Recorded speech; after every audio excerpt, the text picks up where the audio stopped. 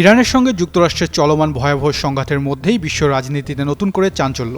মার্কিন president Donald ট্রাম্পকে হত্যার আহ্বান জানিয়ে তার মাথার দাম ঘোষণা করেছে ইরাক ভিত্তিক সশস্ত্র গোষ্ঠী ইসলামিক রেজিস্ট্যান্স ইন ইরাক। ঘোষিত পুরস্কারের পরিমাণ $1 কোটি, যা বাংলাদেশি মুদ্রায় প্রায় 123 কোটি 12 লাখ টাকা।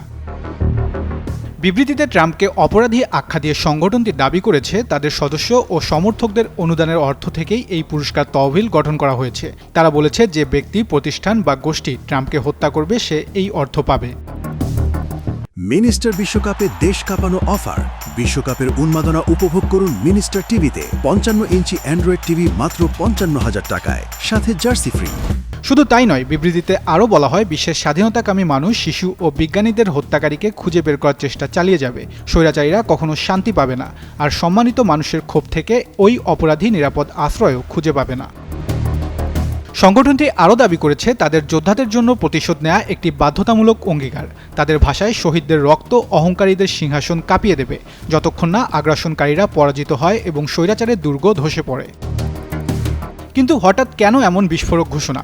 সংবাদ মাধ্যম গালফ নিউজের এক প্রতিবেদনে বলা হয়েছে, সম্প্রতি ওয়াশিংটনে হোয়াইট হাউসে ইরাকের প্রধানমন্ত্রী আলী আল জাইদির সঙ্গে বৈঠকের সময় ট্রাম্প প্রকাশ্যে বলেন 2020 সালে ইরানের শীর্ষ সামরিক কমান্ডার জেনারেল কাসেম সুলাইমানি এবং ইরাকের মিলিশিয়া নেতা আবু মাহাদি আল মুহাদ্দিসকে হত্যার অভিযানে তার ভূমিকা ছিল।